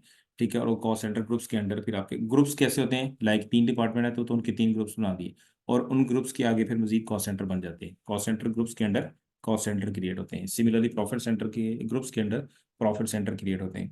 देन इंटरनल ऑर्डर आता है। इंटरनल ऑर्डर का क्या कॉन्सेप्ट है? इंटरनल ऑर्डर में ये होता है कि जैसे आपका कोई हमारा कोई इवेंट आ जाता है, लाइक हमारी कंपनी में कोई इवेंट आता है, कोई एनुअल कॉन्फ्रेंस आती है या कोई भी इवेंट आ जाता है, तो हमने उसका एक्सपेंस करना है। ठीक है, तो उसके लिए हम एक या लाइक फॉर एग्जांपल रमजानुल मुबारक का महीना आ जाता है। ठीक है, तो कोई भी इवेंट है उसका हमने एक इंटरनल ऑर्डर सिस्टम के अंदर क्रिएट कर लेना है, और उस इंटरनल ऑर्डर के अंदर फिर हम उस पर्टिकुलर जो हमारा जो इवेंट होता है उसका एक्सपेंस सारी का सारा हम उसके अंदर ऐड करते जाते हैं, ऐड करते जाते हैं। फिर eight the end of that event, जब हमारा इवेंट कंप्लीट हो जाता है, तो फिर हम ये देखते हैं कि इस इवेंट के ऊपर हमारा टोटल कितना एक्सपेंस है। ये इंटरनल ऑर्डर आपका किसी कंस्ट्रक्शन की या किसी रेनोवेशन की केस में भी हो सकता है कि आपने अपनी किसी ऑफिस की बिल्डिंग को रेनोवेट करना है, तो उसके लिए अपने सिस्टम के अंदर आप एक इंटरनल ऑर्डर क्रिएट कर लेते हैं, और उस इंटरनल ऑर्डर को फिर जितनी भी आपकी उस जो पर्टिकुलर आपका जो इवेंट होता है या पर्टिकुलर आपका ऑफिस होता है या बिल्डिंग होती है जिसकी आप रेनोवेशन कर रहे हैं, उसके अंदर जितनी भी कॉस्ट बेयर हो रही होती है, जितनी भी कॉस्ट का उसमें एक्सपेंस हो रहे होते हैं, वो सारे के सारे आप उसके अंदर पोस्ट कर दे जाते हैं। ये भी आप जब एक्सपेंस पोस्ट करते हैं तो उसके अंदर इंटरनल ऑर्डर का एक रेफरेंस ऐड करते हैं। जिसके बाद क्या होता है कि आप सीओ के अंदर, कंट्रोलिंग मॉड्यूल के अंदर इंटरनल ऑर्डर की एक रिपोर्ट होती है। जैसे कॉस्ट सेंटर की रिपोर्ट है, प्रॉफिट सेंटर की रिपोर्ट है, तो कॉस्ट सेंटर की भी सॉरी इंटरनल ऑर्डर की भी एक रिपोर्ट होगी। आप वहां से ये देख सकते हैं कि इस पर्टिकुलर इंटरनल ऑर्डर के ऊपर हमारी इस स्पेसिफिक पीरियड के अंदर कितनी कॉस्ट आ चुकी है। ठीक है, उसकी बेस के ऊपर हम उसको फिर अपना थोड़ा सा कंट्रोल अगर करना चाहें तो कंट्रोल कर सकते हैं कि जी हमारा जितना हमने बजट रखा था, जितना हमने मार्जिन रखा था, उससे ज़्यादा हो रहा है या उससे उसके करीब करीब पहुंच चुका है। तो आप उसको यूज़ करते हो, उसको देखते हो, अपनी कॉस्ट को, अपनी जो अपनी अपनी जो आपकी प्लानिंग है उसको चेंज कर सकते हैं। ठीक है, तो ये इस चीज़ को हम इंटरनल ऑर्डर के अंदर देखते हैं। तो ये बेसिक अंडरस्टैंडिंग थी एफआई की और सीओ की, और इन दोनों की आपस में इंटीग्रेशन किस तरीके से होती है।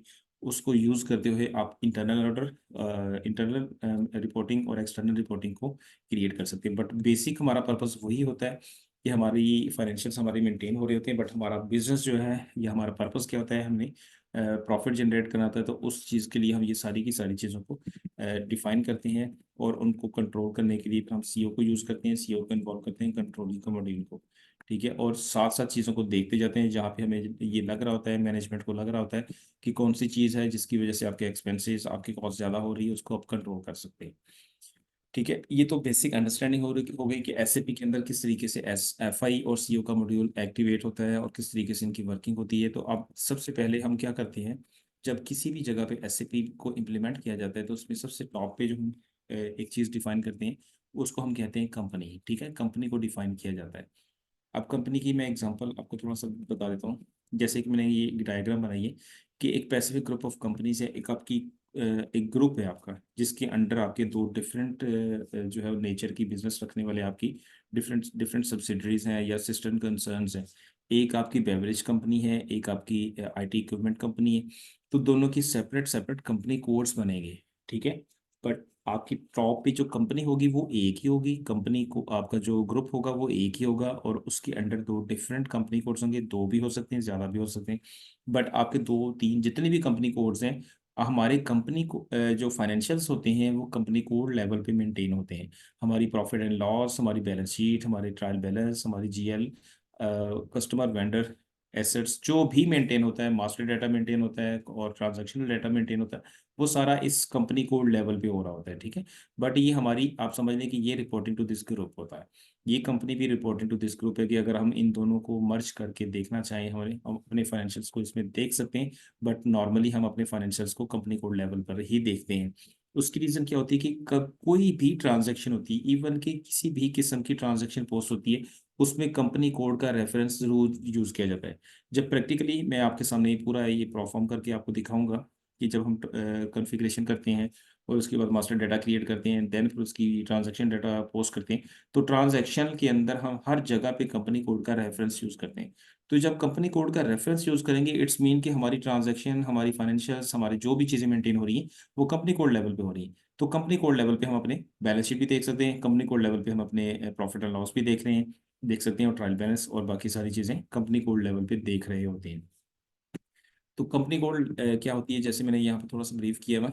अ company is a unit to which your financial statements are created and can have one to many company codes assign to it. Means कि आपकी एक कंपनी मल्टीपल कंपनी कोड्स के साथ असाइन हो सकती है। ठीक है। और उसके बाद फिर कंपनी कोड क्या है? Company code are the smallest unit within your organisation structure and is use for the internal and external reporting purposes. कि आपके इंटरनल के और एक्सटर्नल पर रिपोर्टिंग के लिए आपकी कंपनी कोड यूज होती है। कंपनी कोड इसलिए यूज होती है कि हमारी सारी की सारी ट्रांजैक्शन कंपनी कोड लेवल पे मेंटेन हो रही होती है। और एसएपी के अंदर इन सारा ये सारा प्रोसेस है, यहाँ से लेके यहाँ तक जो आप देख रहे हैं, ये कंपनी की क्रिएशन या कंपनी कोड की क्रिएशन या उनकी कॉन्फ़िगरेशन का प्रोसेस होता है। और उसके बाद चार्ट ऑफ अकाउंट हम डिफाइन करते हैं। ठीक है। तो हमारा एफआई का मॉड्यूल इतना इंपॉर्टेंट मॉड्यूल है कि इस जब तक इसका ये फर्स्ट स्टेप हम नहीं करेंगे किसी भी कंपनी के अंदर, जैसे कि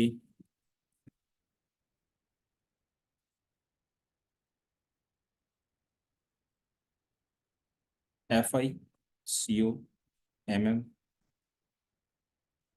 एसटी, पीपी, एचआर या एचसीएम भी कहते हैं इसको। ठीक है। ये सारे मॉड्यूल्स हैं, ये सब मॉड्यूल्स हैं, ये एसएपी की मॉड्यूल्स हैं,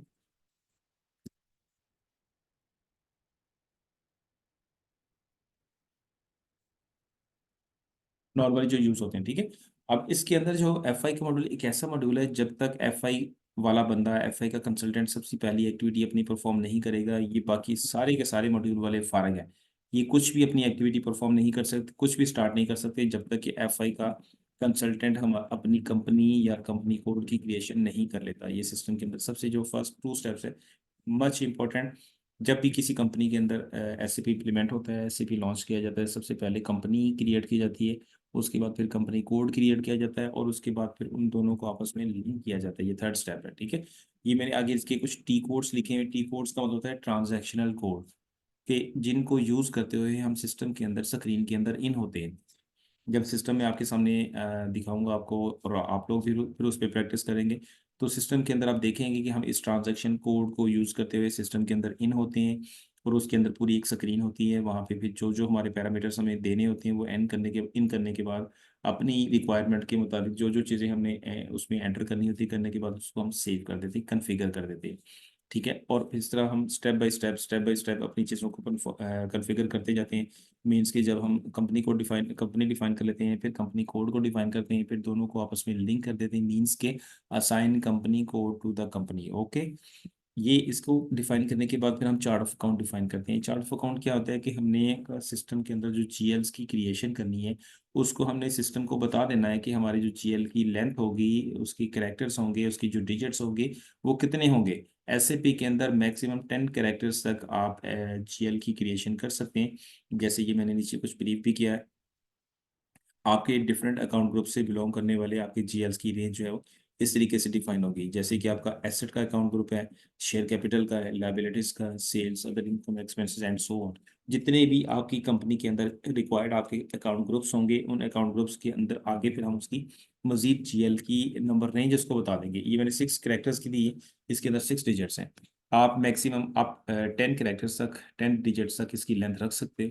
ठीक है, और उस रेंज जब हम सिस्टम को बता देते हैं कि एसेट के अंदर जितने भी जीएल क्रिएट होंगे वो 101,000 से लेके 1,002,000 तक, या इससे भी ज्यादा जितने भी आपकी कंपनी का वॉल्यूम है, आपकी रिक्वायरमेंट है, आप उसके अंदर रहते हुए अपनी जीएल्स की अपनी नंबर रेंज डिफाइन कर सकते हैं। बट ये जब हम कॉन्फ़िगरेशन करते हैं तो ये चीज़ें हम वहाँ पे डिफाइन करते हैं, ठीक है, सिस्टम को बता देते हैं। और फिर ये सारी चीज़ें बैकएंड से डिफाइन होती हैं। आप लोगों को भी मैं सारी ये वन बाई वन सारी चीज़ें करवाऊंगा, और आप लोग खुद अपने सिस्टम पे ये सारी चीज़ें कॉन्फ़िगरेशन करेंगे और पूरा एक स्ट्रक्चर अपना कंपनी का खुद बनाएंगे आप लोग, ठीक है। मैं आप लोगों को गाइड करूंगा डेली बेसिस पे, हमारी जो क्लासेस होंगी उनके अंदर डेली बेसिस पे मैं आप लोगों को गाइड करता जाऊंगा। आप अपनी सिस्टम के अंदर अपनी कंपनी की क्रिएशन और कंपनी कोड की, और उसके बाद उसकी चार्ट ऑफ अकाउंट, और वन बाय वन जो हमारे स्टेप्स होंगे एफआई के और सीओ के हम करते जाएंगे, और अपनी कंपनी की कॉन्फ़िगरेशन करते जाएंगे, ऐसे ही जैसे किसी कंपनी के अंदर एसएपी को इम्प्लीमेंट कर रहे हैं। इस पूरे प्रोजेक्ट के अंदर आप ऐसे ही अपनी ट्रेनिंग करेंगे जैसे किसी कंपनी के अंदर आप पूरा एक प्रोजेक्ट कर रहे हैं, ठीक है। तो उस प्रोजेक्ट को कंप्लीट करते हुए अपनी सारी चीज़ों की कॉन्फ़िगरेशन भी सीखेंगे, और फिर जब ये कॉन्फ़िगरेशन कर लेंगे साथ साथ आप इसका फ्रंट एंड से इनके इफेक्ट्स भी देखेंगे।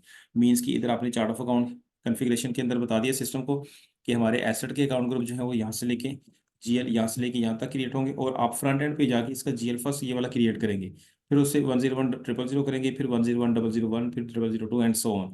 फिर आप एक्सपेंस के कुछ जीएल क्रिएट करेंगे, ये फ्रंट एंड से करेंगे जो फ्रंट एंड वाले एंड यूजर करते हैं, ठीक है। अब वो वहां से करेंगे, और फिर इन्हीं जीएल्स को यूज करते हुए आप अपनी एंट्रीज पोस्ट करेंगे, एक्सपेंस की एंट्री पोस्ट करेंगे, रेवेन्यू की करेंगे, सेल की करेंगे, ठीक है, डिफरेंट ट्रांजैक्शन पोस्ट करेंगे, और फिर लेजर के अंदर उनके इफेक्ट्स भी देखेंगे। ये सारी फ्रंट एंड की एक्टिविटीज होंगी और एंड यूजर जो करते हैं, और उनके लेजर्स जो होंगे उनके अंदर जो इसके इफेक्ट्स आ रहे होंगे, बैलेंसेस आ रहे होंगे, वो भी आप देखेंगे। सिमिलरली जब आपके कस्टमर वेंडर के मास्टर डेटास क्रिएट होंगे उनको भी हम नंबर रेंज असाइन कर देंगे। लाइक आपके कस्टमर हैं या वेंडर हैं, कुछ लोकल के कस्टमर होते हैं, कुछ फॉरेन के होते हैं, तो उन कस्टमर्स की, उन वेंडर्स की कैटेगरी की बेस के ऊपर हम उनकी यूनिक नंबर रेंज असाइन कर देते हैं। और लोकल के वेंडर सारे एक नंबर रेंज के अंदर होंगे, फॉरेन के वेंडर अगर है वो दूसरी नंबर रेंज में होंगे, डोमेस्टिक है, वन टाइम वेंडर है, मल्टीपल कैटेगरीज के जो वेंडर होंगे वो उसी डिफरेंट डिफरेंट नंबर रेंजेस के अंदर वो फॉल करेंगे, ठीक है। और फिर जब उनके कोड्स क्रिएट होंगे फिर आगे उनके भी ट्रांजैक्शन पोस्ट करेंगे, वो आप भी सारा कुछ करेंगे। और फिर उनके बाद आप उनके लेजर्स भी देखेंगे, लेजर्स के अंदर उनके जो इफेक्ट्स आ रहे होंगे, उनके जो बैलेंसेस आ रहे होंगे, वो सारी चीज़ें आप अपनी ट्रांजैक्शन मीन्स के आप खुद प्रैक्टिकली ये सारा कुछ करेंगे। कंपनी की क्रिएशन के बाद उनके मास्टर डेटास क्रिएट करेंगे, फिर ट्रांजैक्शन पोस्ट करेंगे, फिर लेजर्स मेंटेन करेंगे, लेजर्स को व्यू करेंगे, बैलेंसेस को देखेंगे। ये मल्टीपल सिनेरियोज आप जो है वो वन बाय वन करेंगे। तो ये चार्ट ऑफ अकाउंट के बाद हम अकाउंट ग्रुप्स बनाते हैं, और अकाउंट ग्रुप्स के बाद हमारा एक रिटेन अर्निंग का अकाउंट, हम ये भी एक सिस्टम के अंदर एक स्पेसिफिक प्लेस के अंदर एक ये पर्टिकुलर जीएल होता है हमारा, जो रिटेन अर्निंग का जीएल होता है, ठीक है। हम एक कॉन्फ़िगरेशन के अंदर ही सिस्टम को ये बता देते हैं कि ये हमारा जीएल जो कि कॉन्फ़िगरेशन के अंदर हमने असाइन किया है, ये हमारी जब फाइनेंशियल क्लोजिंग होगी, हमारा जो नेट प्रॉफिट या लॉस निकलेगा, सिस्टम जो उसको नेट करके निकालेगा, वो एक पर्टिकुलर जीएल के अंदर उसकी वैल्यू पोस्ट हो जाएगी। नेक्स्ट फिस्कल ईयर में एक पर्टिकुलर जीएल के अंदर हमारी वो ट्रांजैक्शन नेट बैलेंस जो भी प्रॉफिट या लॉस की शक्ल में निकलेगा, वो एक पर्टिकुलर जीएल के अंदर ऑटोमेटिकली पोस्ट होगा। हम सिस्टम को जीएल बताएंगे, सिस्टम सारा नेट करके करंट फिस्कल ईयर का जो हमारे जो जीएल्स होंगे, जिनका प्रॉफिट एंड लॉस के अंदर जितने भी जीएल्स होंगे, जिनका नेट प्रॉफिट या लॉस नेट प्रॉफिट या लॉस निकलेगा, वो उस पर्टिकुलर जीएल के अंदर जाके पोस्ट हो जाएगा,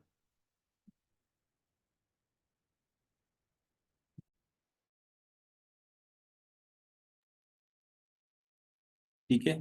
तो ये इस तरीके से हम यहाँ ये चीज़ों को डिफाइन करेंगे, और वन बाय वन इनके रिजल्ट्स भी देखेंगे, कॉन्फ़िगरेशन भी करेंगे, और उनकी क्रिएशन भी करेंगे, और उनके इफेक्ट्स होंगे फ्रंट एंड पे वो करते जाएंगे।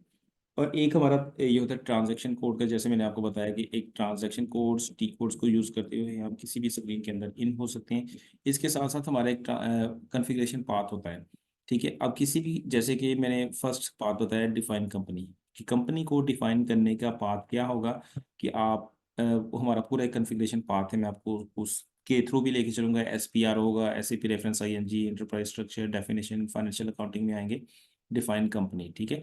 और उसके बाद फिर नेक्स्ट हमारा जो कंपनी कोड की क्रिएशन होगी वो भी हम फाइनेंशियल अकाउंटिंग के अंदर करेंगे। फिर assign company code to the company, वो भी फाइनेंशियल अकाउंटिंग के अंदर। फिर इसके बाद edit chart of account means की चार्ट ऑफ अकाउंट क्रिएट करना, और फिर कंपनी कोड के साथ चार्ट ऑफ अकाउंट को भी असाइन करेंगे, फिर अकाउंट ग्रुप्स बनाएंगे। ठीक है। एक और बड़ी इंपॉर्टेंट चीज़ वो ये है कि जब हम सिस्टम के अंदर कोई भी कॉन्फ़िगरेशन करते जाएंगे उसको अपनी पर्टिकुलर कंपनी कोड के साथ लिंक करते जाएंगे, असाइन करते जाएंगे। आपका चार्ट ऑफ अकाउंट है, आपका फिस्कल ईयर वेरिएंट है, आपका पोस्टिंग पीरियड वेरिएंट है, आगे आगे हमारे नेक्स्ट भी आएंगे। ये नेक्स्ट मैंने आगे कुछ नेक्स्ट भी डिफाइन की हुई चीज़ें, इनको हम वन बाय वन चीज़ों को डिफाइन करते जाएंगे लेक्चर वाइज, डेली डेली। ठीक है। यहाँ पे सेकंड में है जनरल लेजर अकाउंटिंग हमारी आ जाती है, और उसके बाद फिर फील्ड स्टेटस वेरिएंट आ जाते हैं, कंपनी कोड के साथ उसको लिंक करना है। और उसके बाद फिर आगे जाके जीएल की क्रिएशन करेंगे, मास्टर डाटा क्रिएट करेंगे, और फिर उसके बाद डॉक्यूमेंट पोस्टिंग करेंगे। ये सारी की सारी चीज़ें हम इंशाल्लाह वन बाय वन कवर करते जाएंगे। तो जो भी चीज़ें हम क्रिएट करेंगे, कॉन्फ़िगर करेंगे, उसको वन बाय वन अपनी कंपनी कोड के साथ लिंक करते जाएंगे। फिर एट द एंड जब हम अपनी कंपनी कोड को यूज़ करते हुए कोई भी ट्रांजैक्शन पोस्ट करेंगे तो सिस्टम ऑटोमेटिकली हमारे फाइनेंशियल्स को कंपनी कोड लेवल पे मेंटेन करके हमें दिखाएगा। ठीक है। तो ये हमारा सिनेरियो था आज का, एक तो इंट्रोडक्शन सेशन में, और दूसरा बेसिक अंडरस्टैंडिंग एसएपी एफआई और सीओ की। ठीक है। और मास्टर डाटा, और उसके बाद ट्रांजैक्शन डाटा की जो कॉन्सेप्ट है वो किस तरीके से यूज़ होता है। फिर रियल टाइम में जो एफआई के अंदर ट्रांजैक्शन होती है, एट द सेम टाइम आपकी रियल टाइम में सीओ के अंदर ट्रांजैक्शन हो रही होती है, वो किस तरीके से इफेक्ट होती है, और उनकी बेसिस के ऊपर आपके सीओ के रिजल्ट्स निकलते हैं और एफआई के रिजल्ट्स निकलते हैं। एफआई के अंदर आपके फाइनेंशियल्स मेंटेन हो रहे हैं, और सीओ के अंदर आपकी मैनेजमेंट रिपोर्टिंग मेंटेन हो रही होती है। ठीक है। और फिर उसके बाद कंपनी कोड की और कंपनी की क्रिएशन के बाद हम आगे का जो स्टेप हमारे होंगे, चार्ट ऑफ अकाउंट और अकाउंट ग्रुप्स और रिटेनिंग एंड सो ऑन। ठीक है। वो हम आगे से आगे चीज़ों को डिफाइन करते जाएंगे। तो यहाँ तक चीज़ें क्लियर हुई? कोई क्वेश्चन किसी का, या कोई कॉन्सेप्ट क्लियर ना हुआ हो तो you can ask the question.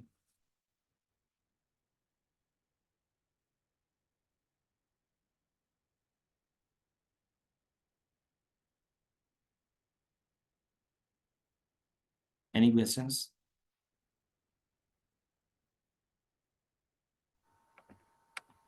अस्सलाम वालेकुम। वालेकुम सलाम। This is Shahan Zeb Khan. Sir, यहाँ पे आपने बात कर दी मास्टर डेटा की और ट्रांजैक्शनल डेटा की, जो आपने बात कर दी।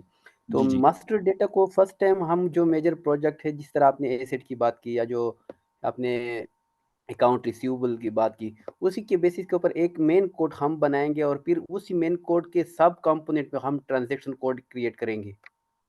बेसिकली अगर आप अकाउंट्स रिसीवेबल की बात करते हैं, जी सर। मैं आपको बताता हूँ। अकाउंट्स रिसीवेबल की हम बात करते हैं, जो कि हमारा कस्टमर होगा।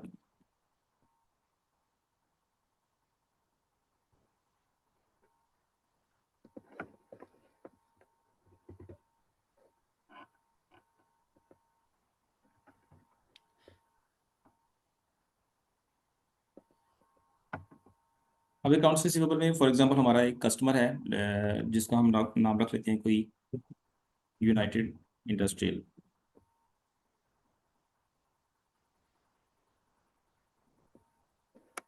ये हमारा यूनाइटेड इंडस्ट्री कंपनी, कोई भी मैंने उसका एक यूनिक नाम रख दिया। ठीक है। और उसका एसएपी के अंदर हमारा एक कोड लग जाएगा 101254। राइट। अब ये वन ठीक है। Zero one two five four code कहाँ से लगा? हमने सिस्टम को बताया कि जो ये हमारा लोकल का कस्टमर है, लोकल का कस्टमर से ठीक। मुराद जो पाकिस्तान बेस है, या जो हमारा सिटी के अंदर बेस है जहाँ पे हमारी कंपनी बेस कर रही है, वो उधर का लोकल कस्टमर है हमारा। और उसको हमने एक नंबर रेंज बताई हुई है कि 101 से स्टार्ट हो। ठीक है। तो 101 के अंदर उसका जो ठीक। कोड, उसको जो नंबर लग रहा है वो 101254 लग रहा है, उसका ये कोड लग गया। अब हम क्या करेंगे, कस्टमर हमारा सिस्टम के अंदर उसका कोड क्रिएट हो गया। अब हम सबसे पहले कस्टमर को, हमने कोई प्रोडक्ट अपनी सेल की, तो उस कस्टमर को सेल करने के बाद हम कस्टमर इनवॉइस पोस्ट करेंगे।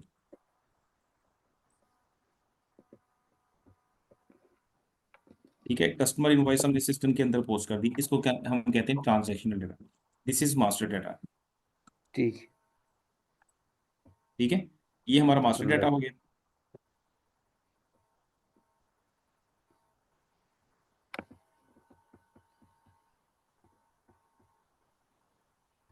और उसके बाद अब अगला जो काम है, ये ट्रांजैक्शनल डाटा स्टार्ट हो गया।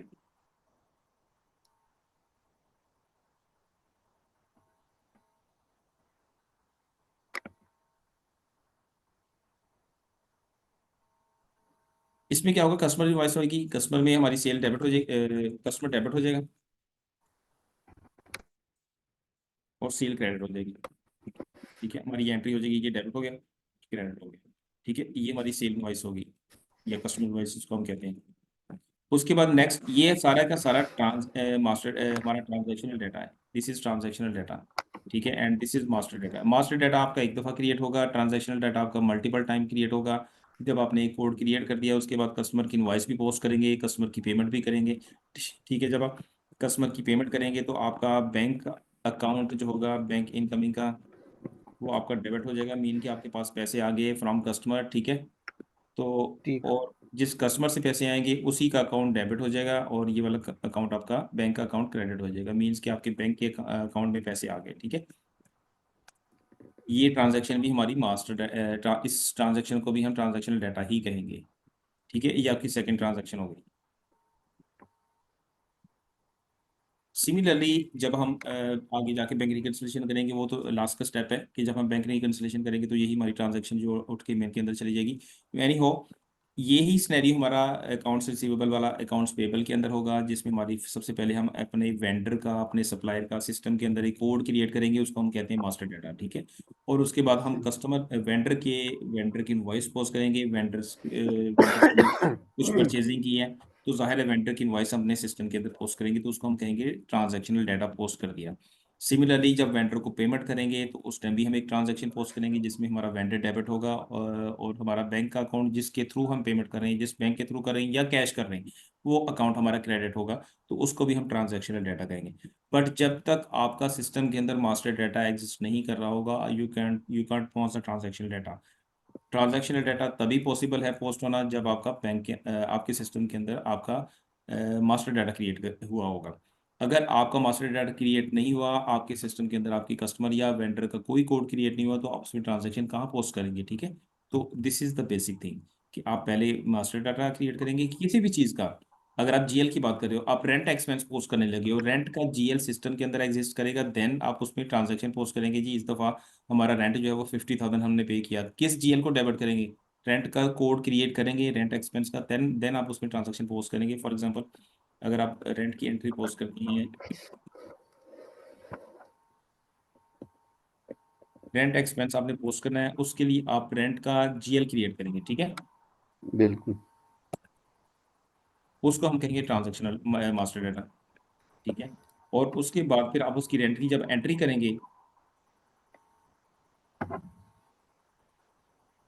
उसकी एंट्री क्या होगी हमारी, रेंट एक्सपेंस टू बैंक या कैश करें।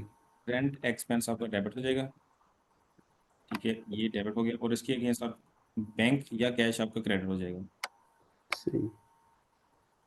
ठीक है, ये आपका क्रेडिट हो गया, ठीक है। अब ये एंट्री आपकी ट्रांजैक्शनल डाटा है, लेकिन ये तभी पॉसिबल है जब आपका ऊपर जीएल क्रिएट हुआ होगा, ठीक है, ये वाला जीएल क्रिएट हुआ होगा। एक्सपेंडिचर का जब हम जेल क्रिएट करेंगे। यस एग्जैक्टली, जब हमारा एक्सपेंस का भी जीएल क्रिएट होना चाहिए, एक्सपेंडिचर का, और बैंक या कैश जिसके थ्रू हम पेमेंट करें उसका भी एग्जैक्ट जीएल एसेट क्रिएट का होना भी चाहिए। और एक्सपेंडिचर का, दोनों का जो हमारे पास जील होंगे तब हम ट्रांजैक्शनल डेटा पोस्ट कर सकते हैं। जी एग्जैक्टली वो उसको हम कहते हैं ट्रांजैक्शनल डाटा, बट उससे पहले हमें बैंक का या कैश का, दोनों का ट्रांजैक्शन जो है इनका ट्रांजैक्शनल डाटा तभी पॉसिबल है जब इन दोनों के मास्टर डाटा क्रिएट होंगे,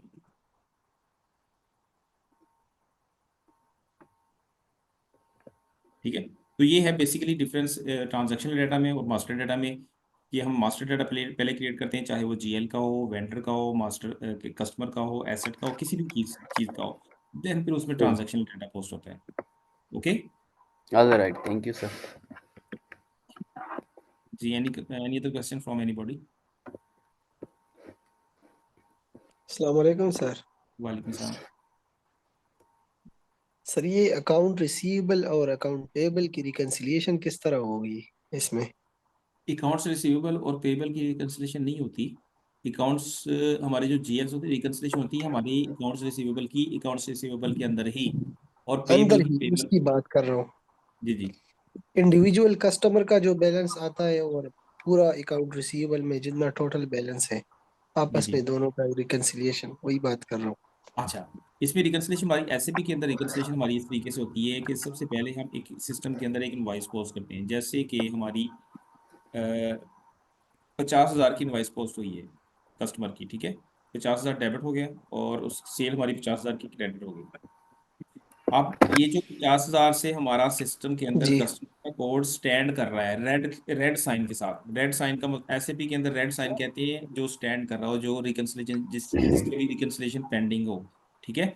तो उसकी पेंडिंग उसकी रिकंसिलिएशन कैसे होगी? उसकी रिकंसिलिएशन होगी इसके साथ, ये पेमेंट के साथ, ये वाली पेमेंट, ठीक है। अब यहाँ पे हमारा कस्टमर जो है 50,000 के साथ रेड के साथ स्टैंड कर रहा है, लेकिन जब इसकी पेमेंट होगी, जब इसकी पेमेंट मींस कि जब हम कस्टमर से रिसीट करेंगे तो eight the time of receipt हमारी सिस्टम ऑटोमेटिकली हमारी रिकंसिलेशन कर देगा इसको और इसको रिकंसाइल कर देगा। ये जो हमारी हमारा जो प्रैक्टिकली मैं आपको करके दिखाऊंगा, तो ये आपकी रेड लाइन आइटम यहाँ पे भी पड़ी होगी 50,000 की, ठीक है। बट जब ये आपकी ट्रांजेक्शन ये वाली पोस्ट होगी, वो उसी टाइम आपकी ये वाली ट्रांजेक्शन, ये वाला कस्टमर और ये वाला कस्टमर, ये रेड पड़ा होगा, ठीक है। बट जब ये ट्रांजेक्शन आपकी पोस्ट होगी पेमेंट की, ये नीचे वाली, ठीक है, तो ये दोनों को ग्रीन कर देगा। ग्रीन का मतलब एसएपी के अंदर ग्रीन का मतलब होता है रिकंसाइल हो गया।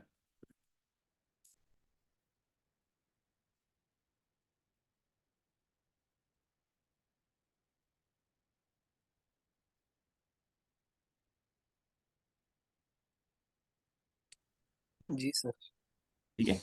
जब ये ग्रीन हो जाता है, पहले रेड था जब, लेकिन आपकी पेमेंट हुई तो पेमेंट के टाइम ही आपकी ये रेड लाइन आइटम आपकी ग्रीन में कन्वर्ट हो जाएगी, आपका कस्टमर उधर ही क्लियर हो जाएगा। सेम सिनेरियो आपका वेंडर के लिए होगा कि वेंडर की आप इनवॉइस पोस्ट करेंगे, वेंडर की इनवॉइस तब तक रेड पड़ी रहेगी जब तक कि उसकी पेमेंट आप नहीं कर देंगे।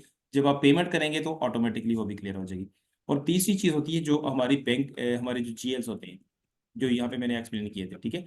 जब अब आपके कस्टमर भी क्लियर हो गए, आपकी वेंडर भी क्लियर हो गए, लेकिन आपका इनकमिंग का और आउटगोइंग का, जिधर से आपने पेमेंट की और जिधर आपने पेमेंट ली, वो तो आपके रेड रह गए ना, वो तो आपने रिकंसाइल नहीं किया अभी। जैसे ये वाला जीएल, ये आपका आप इनकमिंग के लिए आपका ये वाला जीएल यूज होगा, और आउट जब वेंडर को पेमेंट करनी है आउटगोइंग के लिए आपका आउटगोइंग का जीएल यूज होगा। तो दोनों सूरतों में आपकी जीएल भी तो रिकंसाइल होने ना, उनको भी तो आपने क्लियर करना है इन दोनों को, ठीक है। ये कब क्लियर होंगे? ये जब आपकी बैंक रिकंसिलेशन की स्टेटमेंट एग्जीक्यूट होगी, यानी कि बीआरएस जिसको हम बैंक रिकंसिलेशन कहते हैं, ये वाला, ठीक है। ये जब एग्जीक्यूट होगी तो आपकी ये दोनों जीएल भी ऑटोमेटिकली ग्रीन हो जाएंगे। इनकी ट्रांजैक्शन कैसे होती है वो मैं आपको बताता हूँ। जैसे कि अभी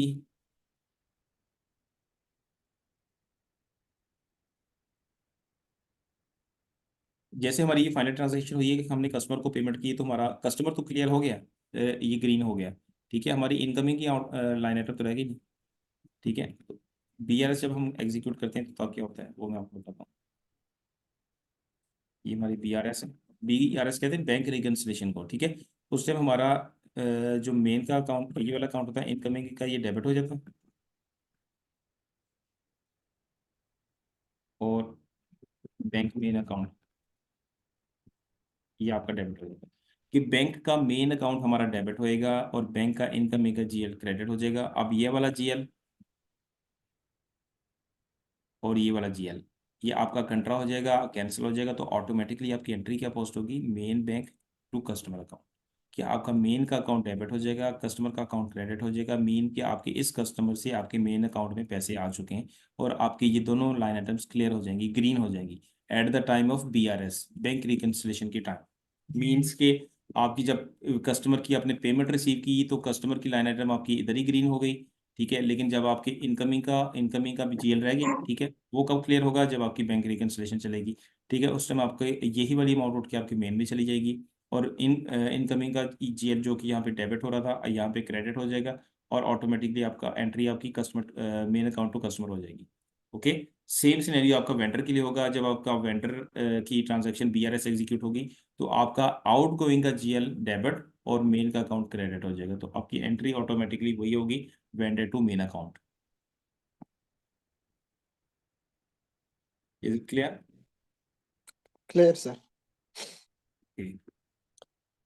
एंट्री हम हमेशा जब रिसीव्ड हम कस्टमर से वसूल करते हैं तो वो हमेशा मेन अकाउंट में जाएगा ना, उसका नहीं, इम्पैक्ट डेबिट हो या क्रेडिट। मैं बताता हूँ इसमें ना, एक स्टेप हम थोड़ा सा एक और ऐड कर लेते हैं, इनकमिंग और आउटगोइंग के दो अकाउंट को, ठीक है। वो इसलिए कर देते हैं कि उनको हमने as a clearing account use करना होता है। जो जिनकी क्लियरिंग हो जाएगी वो मेन में चले जाएंगे, जिनकी क्लियरिंग नहीं होगी, ताकि हमें पता चले कि इनकी क्लियरिंग नहीं हुई, इनकी पेमेंट अभी पेंडिंग है, वो रेड नजर आएगी, तभी तो हमें पता चलेगा कि इनकी पेमेंट अभी पेंडिंग है। जब उसकी पेमेंट हो जाएगी स्टेटमेंट में भी आ जाएगी, जिस जो ट्रांजैक्शन स्टेटमेंट के अंदर बैंक स्टेटमेंट के अंदर आएगी वही मेन के अंदर ट्रांसफर होगी। हमारे सिस्टम के अंदर भी वही मेन के अंदर जाएगी, ठीक है। और उससे हमें ये कंफर्म हो जाएगा कि हमारी ये ट्रांजैक्शन बैंक स्टेटमेंट के अंदर भी रिफ्लेक्ट हो गई है। अगर बैंक स्टेटमेंट के अंदर रिफ्लेक्ट नहीं हुई, जब तक रिफ्लेक्ट नहीं होगी, चाहे वो वेंडर के लिए या कस्टमर के लिए, तब तक वो हमारे मेन के अंदर शिफ्ट नहीं होगी। और मेन के अंदर सिर्फ वही ट्रांजैक्शन शो होंगी जो कि आपके बैंक स्टेटमेंट के अंदर रिफ्लेक्ट होंगी। ठीक है सर।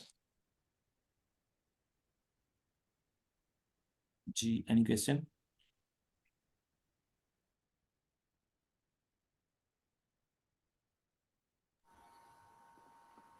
जी सर, मुझे थोड़ा सा ये कंफर्म करना था कि जो रूटीन के क्लासेस हमारे होंगे उसके शेड्यूल के हवाले से और उसकी टाइमिंग के हवाले से, ताकि हमारे पास फाइनल उसी पहले तो ये मेरे ख्याल में 6 PM से लेकर 7:30 तक था। मेरा खुद एक दोस्त वहाँ पे सऊदी में होते थे, उसने मुझे रिक्वेस्ट किया था 9 PM से अगर हम स्टार्ट कर देते हैं, लेकिन ये मैंने उससे कहा कि हम म्यूचुअली डिस्कस कर लेंगे, फिर जो टाइम हमें सूट करता है, जो हमारे ट्रेनर को सूट करता है, उसी के ऊपर हम लेके आते हैं। तो एक तो ये है कि इसकी टाइमिंग और उसके जो कितने दिनों क्लास वगैरह होंगी, कितनी नहीं होंगी। और दूसरा ये है कि इसमें आप जो है डेली बेसिस की जो क्लासेस होती है उसके कुछ रेलेवेंट मटेरियल या स्लाइड के फॉर्म में या नोट्स के फॉर्म में इस तरह भी कुछ चीज़ें प्रोवाइड करेंगे, या जो जी क्या जी, हम एग्जैक्टली। प्रैक्टिस उसी। बिल्कुल ऐसे ही है। मैं एक तो ये जो आपके सामने एक्सेल के अंदर मैंने ये सारी चीज़ें मेंटेन की हुई है ना, ठीक है। एक तो मैं जी, आपको ये भी दिया करूंगा, ये देखिए, ये सबसे ज़्यादा हेल्पफुल जो चीज़ होगी वो आपके लिए टी कोड होगी, ठीक है। और एग्जैक्टली, उसके साथ बिल्कुल, आप टी कोड को यूज़ करें या आप कॉन्फ़िगरेशन पाथ को जो यूज़ करें, दोनों का सेम पर्पस है। बट मैं आप लोगों को बिल्कुल, ये चीज़ें प्रोवाइड करूंगा, और इनके साथ मैं एडिशनल आपको एक जो है वो PDF फॉर्म में एक बुक शेयर करूंगा आप लोगों के साथ, जो कंप्लीट गाइड करेगी आपको। सही है। और टाइम के हवाले से भी सर थोड़ा बता दें, क्योंकि मैं उसको टाइम, फिर final. I think time time जो है वो हमारा 7 7 o'clock ठीक नहीं है? जिस तरह बाकी कोलीग्स को भी सूट करते हैं, और फिर फाइनल टाइम में उस बंदे के साथ भी सूट शेयर कर दूंगा, अगर उसको मतलब लगे और उसकी सऊदी में जॉब है, वो उसको मतलब मैनेज कर सकेगा। तो बाकी तो हम खुद भी प्रैक्टिस इसके ऊपर करेंगे और रेलेवेंट प्रैक्टिस के साथ कोलीग के साथ भी शेयर करेंगे इन दी फॉर्म ऑफ टास्क या असाइनमेंट के हवाले से, प्रैक्टिस के हवाले से। जी जी। लेकिन ये है कि सारे एग्री से 7 से हम 7 से लेकर 8:30 तक के जो भी आप लोग को मुनासिब समझे, हम उसी के मुताबिक फिर चलेंगे। ठीक है, अभी तो फिलहाल ये 7 to 8 तक ही हम टाइम रखेंगे। बट ये कि आप लोग भी, बाकी लोग भी अपनी इनपुट देते हैं इसमें। ठीक है जी, बाकी जितना भी लोगों को है, जिस तरह ही ग्रुप में शेयर कर लेते हैं या कम्युनिटी में शेयर कर देते हैं, तो वो अकॉर्डिंगली कर लेते हैं। फिर जो है हम फॉर्मली एक आज या फर्स्ट या 2 डेज़ के ऊपर तो वो नहीं होती, लेकिन जब हम फॉर्मल क्लासेस स्टार्ट कर लेंगे तो उसी के बेसिस के ऊपर हम आगे लेके चलते हैं। जी जी, एग्जैक्टली ऐसे ही है, ठीक है। अभी फिलहाल के लिए 7 7 o'clock का ही हमारा टाइम होगा। मजीद अगर कोई किसी की इनपुट होगी तो उसको हम कंसिडर कर लेंगे। अभी कल भी हम इंशाल्लाह 7 o'clock स्टार्ट करेंगे, राइट? ठीक हो गया सर, ठीक है। चले, और कोई क्वेश्चन या कोई चीज़ डिस्कस करनी हो तो आप पूछ लें।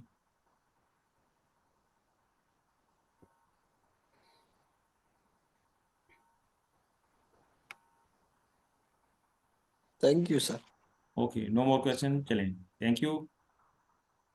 ठीक है, ओके, ओके ठीक है, सर, 7 o'clock इंशाल्लाह, कल 7 o'clock फिर आपसे मुलाकात होगी। Thank you. इंशाल्लाह ओके, विल। अल्लाह हाफिज़। ओके, अल्लाह हाफ़िज़। अल्लाह हाफिज।